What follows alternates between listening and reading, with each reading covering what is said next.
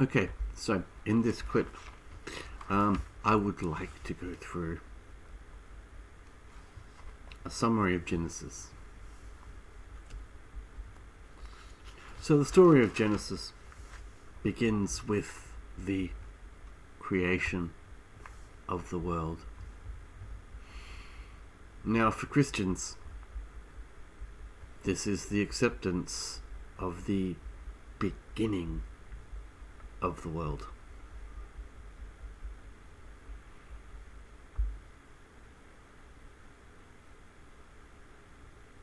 Atheism has no such story, and the other foundational stories have no connection to the Bible. But without God, there was no beginning.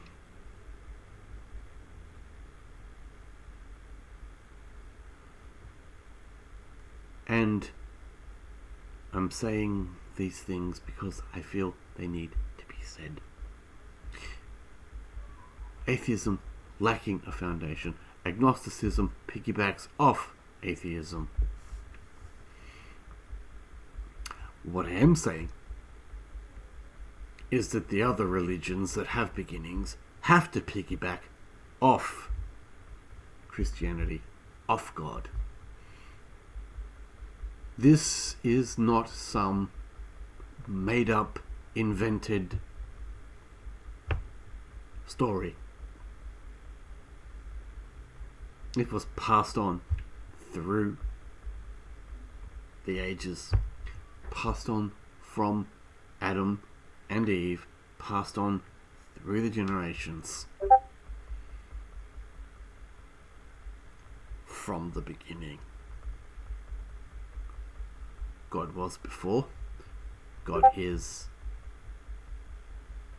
after, and He will continue until the world ends on His timetable. So we are functioning on God's timetable, which is known only to Him, not even revealed through the Son. Now, people can laugh at you, they can mock you all they want. But if the beginning story is the truth, the only truth, the whole truth, and nothing but the truth, as we used to say when we were in court swearing before the Bible, we would swear on the Bible that we would tell nothing, the truth, only the truth, and nothing but the truth. And so help me God used to be added.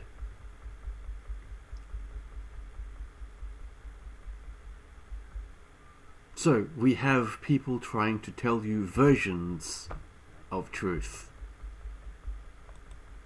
And versions of truth must have their foundation in a beginning.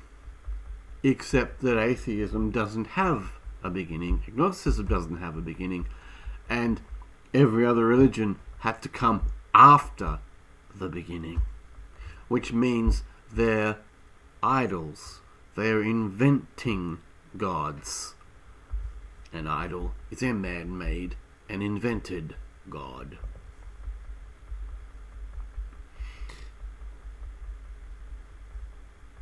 The highlights of Genesis, the book, are the flood, the Noahic covenant, the covenant God entered into with Abraham in Genesis chapter 12, 1-3, which is the second of the covenants in the Old Testament, and happens also to be in the book of Genesis. So, these are two vital covenants. God establishes His covenant with the remnants of the people left behind. this is the offspring of Shem, Ham, and Japheth.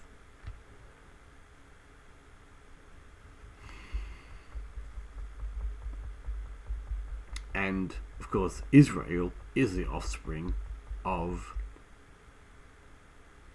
Abraham, Isaac, and Jacob.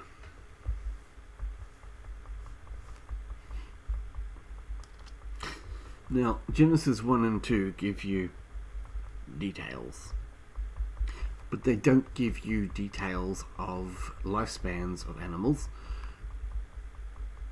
or even specific groups.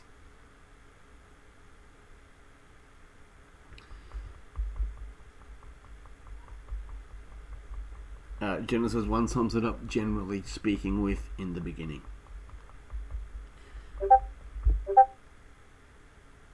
It also tells you that the earth was without form and void. There was darkness on the face of the deep, and the Spirit of God was hovering over the face of the waters. God speaks, and over 7 days we have creation, with God resting on the seventh.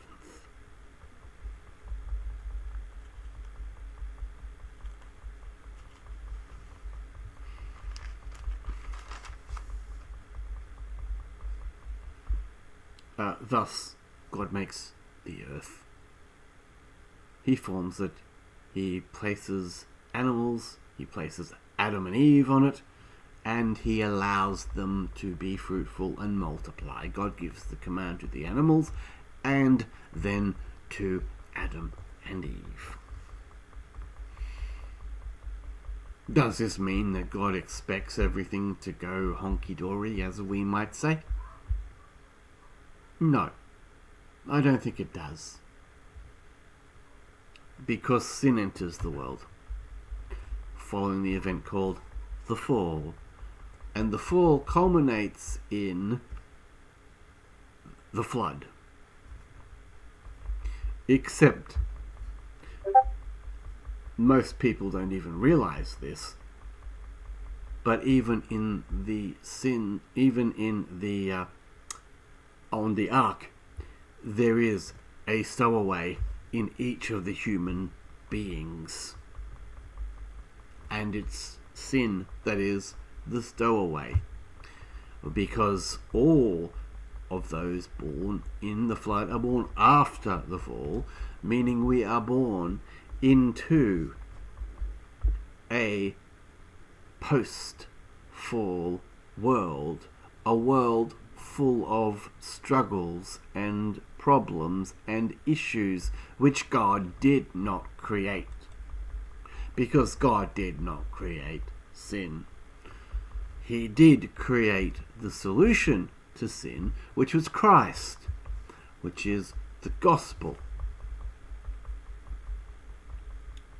And that is spread today. We all start life as atheists in a post-fall world. We laugh at people who think that they make stupid decisions, and stupid decisions is what stupid people make. Foolish people are stupid people, and we are all somewhat foolish in that we cannot measure up to God's mark of perfection. So we get a big fat 0.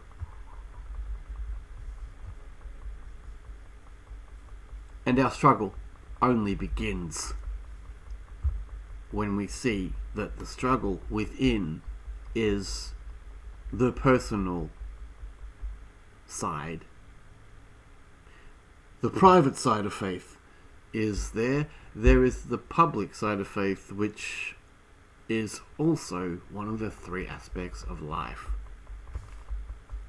So we have these issues, but they all stem from the fall, and they are a direct result of the fall, which God chose not to prevent.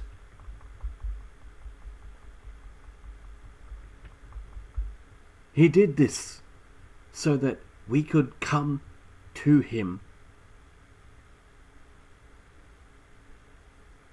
freely. He left us the word and he left the gospel so that we could discover for ourselves who we are and how important we are before God.